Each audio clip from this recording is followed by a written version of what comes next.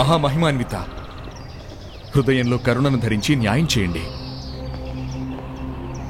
నేను వేడుకుంటున్నాను.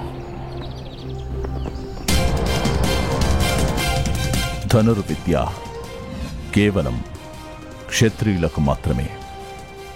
నువ్వు సూతపుత్రుడివి కనుక సూతుడిగానే ఉండిపోవాలంతే. ఇకపై ఎప్పటికీ నీ నుంచి ధనస్సుని తీసుకోవాల్సిన అవసరం రాకూడదు. న్యాయం చేసే సమయంలో కరుణని చూపించకూడదు. సత్యం అలాగే పరంపరని మాత్రమే ఆలోచించాలి.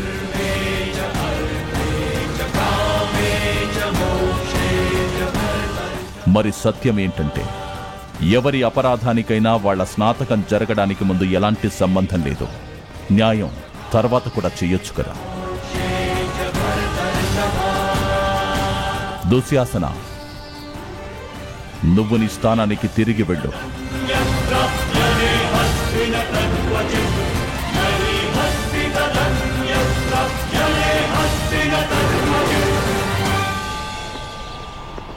కర్ణ, ఇంక నువ్వు నీ పరీక్షని ప్రారంభించు.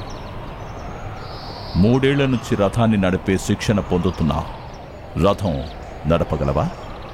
లేదంటే కేవలం గాల్లోనే తేలుతూ ఉంటావా? అసలు నా జన్మే ఆకాశంలో ఎగరడానికి జరిగింది మహామహిమాన్విత. భూమికి కట్టేసే ప్రయత్నం మీరే చేశారు. నా రథాన్ని నడిపే కళ అనుభవం మీకు ఎన్నో ఏళ్ల క్రితమే అయ్యింది కదా. అది గనక మీకు గుర్తొస్తే నేను పరీక్షకు సిద్ధంగా ఉన్నాను.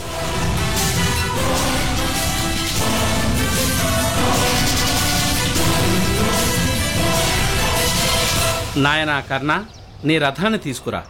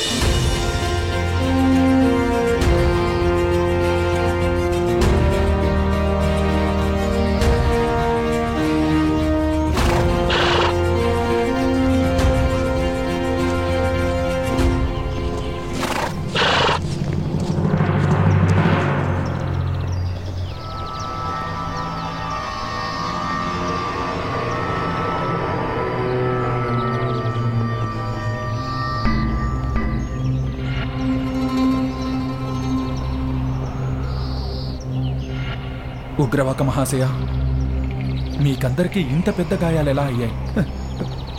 ఇవన్నీ సూతులు కావడం వల్ల శిక్షలు బాబు. హస్తినాపురం 9 రాకుమారులు నియంతలు. రాకుమారుడు తన రథానికి గుర్రాల స్థానంలో వీళ్ళని కట్టేశాడన్నగారు. అదే ఎందుకు?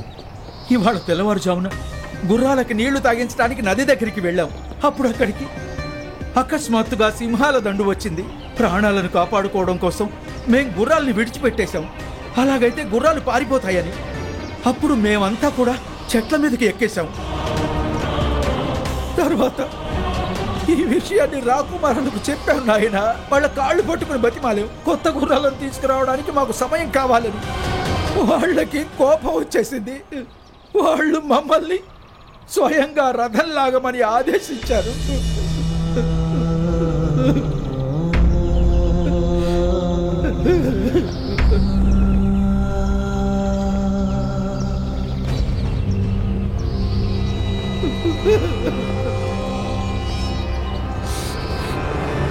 దోషం రాకుమారులది కాదు, మీదే. గుర్రాల్లాగే మౌనంగా ఉన్నారనుకోండి ఉగ్రవాక మహాశయ, అప్పుడు గుర్రాల్లాగే రథాలకు బందీలు కాక తప్పదు. మీరేం పేరు పెట్టుకున్నారు ఉగ్రవాకుడా? అసలు ఆ పేరులోనే అగ్ని లాంటి భయంకరమైన తాపం ఉంది. అప్పుడే ఉగ్రవాకుడనాలి. కానీ పిచ్చుకల కంటే ఎక్కువ శబ్దం కూడా చేయరు. ఉగ్రవాకుడంట. కానీ అంతకంటే మేమేం చేయగలం? గాయాలను భరించే శక్తి ఇచ్చాడు కదా ఈశ్వరుడు. కనీసం లోపల గాయాల్ని రగిలించే సాహసమైనా చెయ్యండి. ఏ క్షత్రియుడు అన్యాయం చెయ్యలేడు. పాములా కాకపోయినా కనీసం దాని పిల్లలా అయినా అవ్వండి. ఎలుకలు పాముకి ఆహారం అవుతాయి కదా. నిజంగా మన దగ్గర ఆయుధాల్ని ధరించే స్వాతంత్ర్యం ఉండుంటే అప్పుడు ఏం చేస్తారు ఉగ్రవక మహాశయ? శక్తి ఆయుధాల్లో ఉండేది కాదు, భుజాల్లో ఉంటుంది.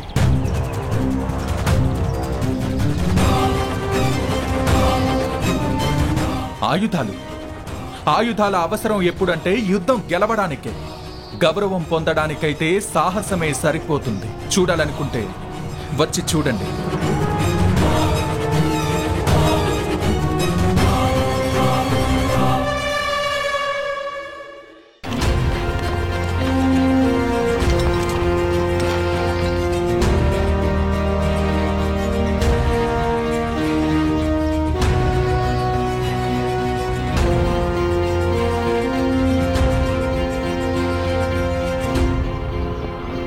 నేను పరీక్షకు సిద్ధంగా ఉన్నాను మహామహిమాన్విత.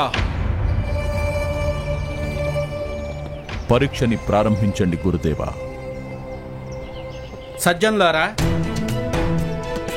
సారథి కర్తవ్యం ఏంటంటే తన రథంలో ఉన్న యోధుల్ని అనేక విపత్తుల నుంచి సురక్షితంగా లక్ష్యం దగ్గరికి తీసుకెళ్లడమే. అందువల్ల ఈ పరీక్షలో వివిధ రకాల విపత్తులను నిర్మించడం జరిగింది. ఆ విపత్తుల్ని దాటుకొని సురక్షితంగా రథాన్ని ఎవరు తీసుకొస్తారో వాళ్ళు ప్రథమ శ్రేణిలో ఉత్తీర్ణులవుతారు. నాయనా కర్ణ, పరీక్షని మొదలుపెట్టు.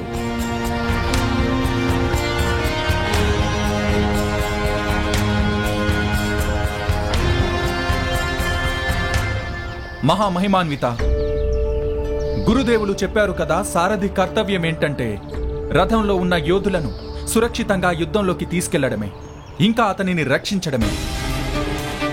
కానీ పరీక్ష సమయంలో నా రథంలో ఎవరైనా మహాయోధుడు లేకపోతే మరి ఎవరికైనా ఎలా నమ్మకం కుదురుతుంది నా కళ మీద? నా సద్భాగ్యం వల్ల హస్తినాపురం మహారథులైన రాకుమారులు ఇక్కడున్నారు. ఒకవేళ రాకుమారులు ప్రసన్నులైతే వారు నా రథంలో కూర్చుని స్వయంగా నా కళని పరీక్షించొచ్చు. కానీ పితామహ, ఇది అసంభవం కదా.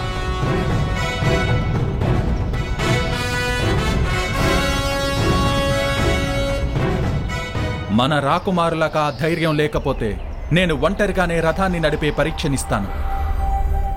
నాయనా దుశ్శాసన, ఒకవేళ నీకు ధైర్యం లేకపోతే పోనివ్వు. దయచేయండి రాకుమారా, నా రథం మీకోసం ఎదురు చూస్తోంది.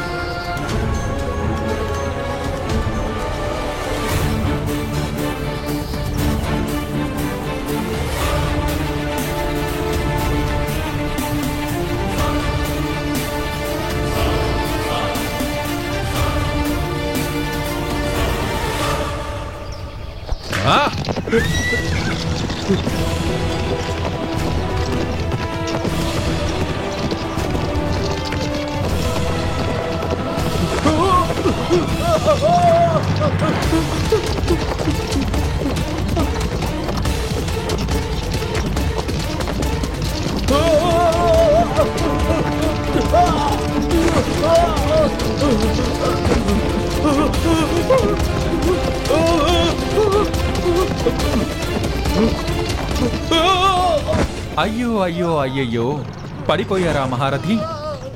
గుంటలున్న మార్గాన్ని ఎంచుకున్నాం కదా, రథంలో కూర్చోవడం తేలికేం కాదు.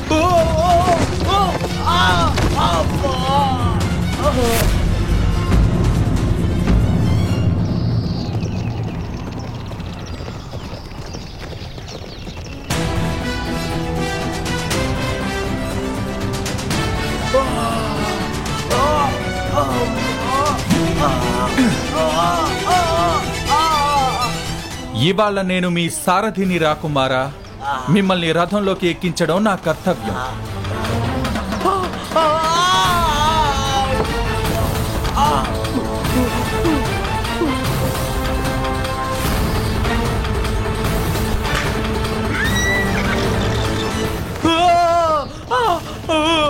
మహారథి, రథాన్ని పట్టుకుని కూర్చోండి.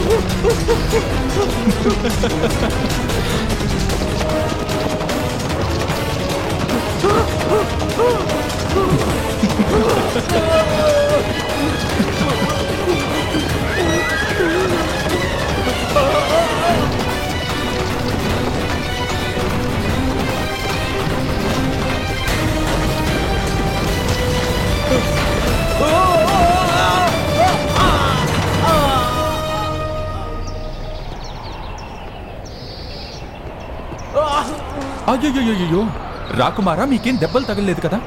మనం ఈ రాయిని బందీని చేసి శిక్ష విధిద్దాం. దయచేయండి, రండి రండి రండి.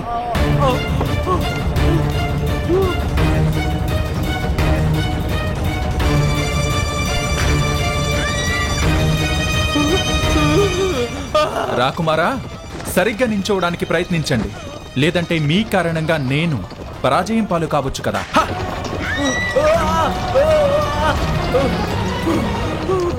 కష్టంగా ఉంది కదా ఈ రథంలో ప్రయాణించడం, ఎందుకంటే గుర్రాలు దీన్ని లాగుతున్నాయి, మనుషులు కాదు.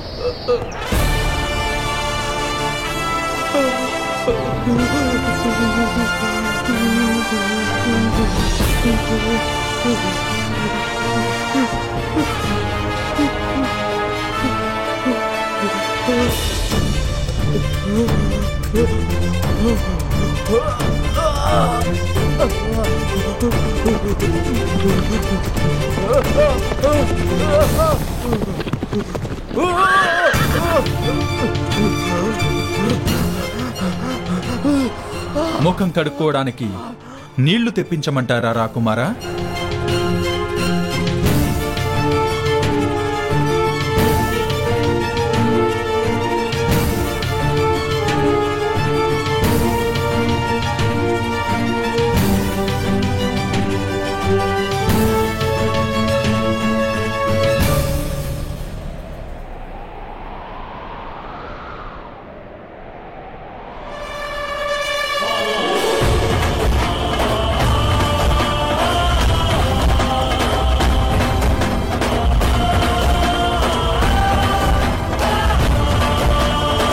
నాకు ఎన్ని మార్కులు వచ్చాయి మహామహిమాన్విత భీష్మ?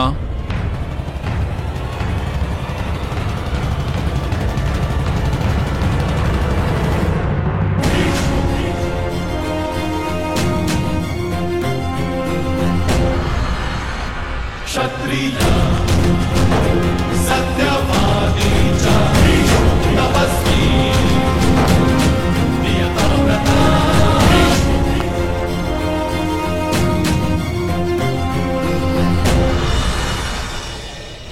అతను ఉద్దేశపూర్వకంగా రాకుమారుడు దుశ్శాసుని అవమానించాడు మహామహితాత్మ.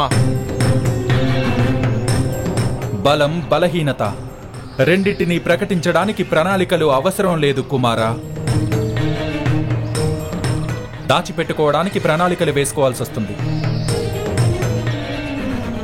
నిజమే చెప్పాను కదా రాకుమార దుశ్శాసన.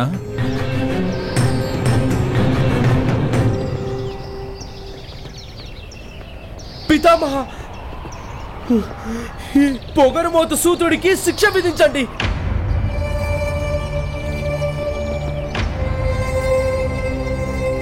ఇతనికి శిక్షను దేనికోసం విధించాలి?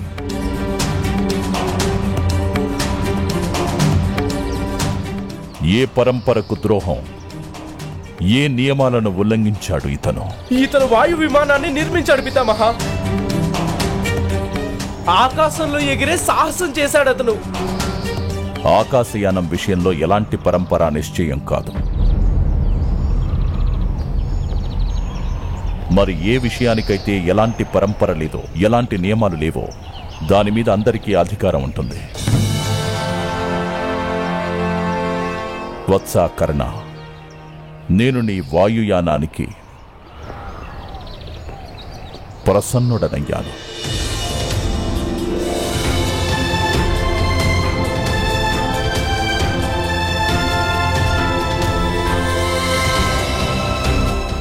మహామహితాత్ముడు భీష్ముడికి, మహామహితాత్ముడు భీష్ముడికి, మహామహితాత్ముడు భీష్ముడికి, మహామహితాత్ముడు భీష్ముడికి, మహామహితాత్ముడు భీష్ముడికి, మహామహితాత్ముడు భీష్ముడికి, మహామహితాత్ముడు భీష్ముడికి.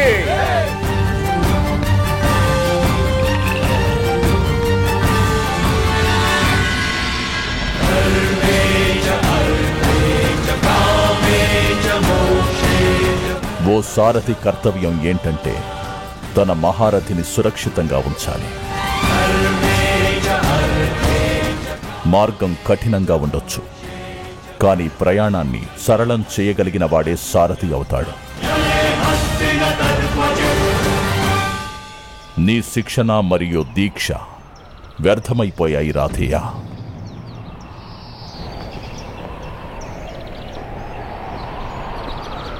ఏదో గొప్పగా చెయ్యాలన్న ఆశతో నువ్వు సామాన్యంగా కూడా చెయ్యలేకపోయావు. గొప్పతనానికి ప్రతిష్ట ఉంటుంది, కానీ సామాన్యతకు హద్దుంటుంది. గుర్తుంచుకో, ఓ రైతు పొలంలో ధాన్యాన్ని చల్లుతాడు. తను సామాన్య కార్యకర్తే, కానీ తను మొత్తం సమాజానికే కడుపు నింపుతాడు. అతిరథుళ్లాంటి ఉత్తమ సారథికి పుత్రుడవై ఉండి నువ్వు సఫలత సాధించలేదు.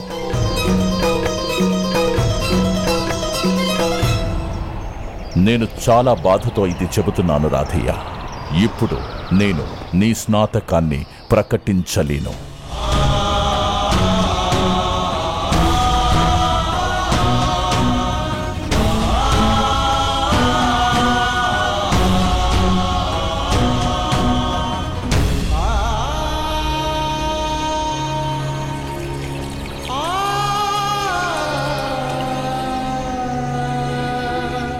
గురుదేవా, ఈ యువకుడు మళ్లీ గురుకులంలో అధ్యయనం చెయ్యాల్సిందే.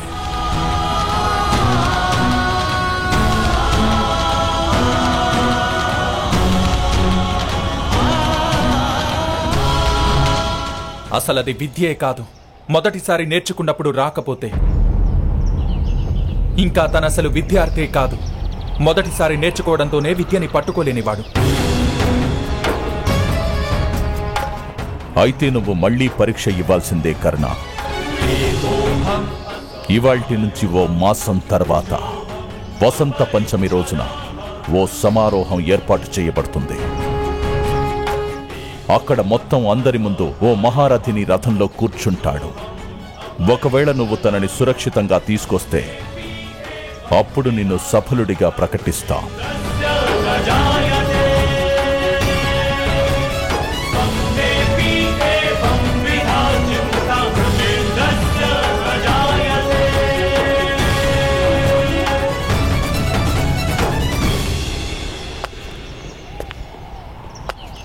ఆ రోజు నా రథంలో కూర్చునే ధైర్యం స్వయంగా మీరే చేయగలరా మహామహిమాన్విత భీష్మ?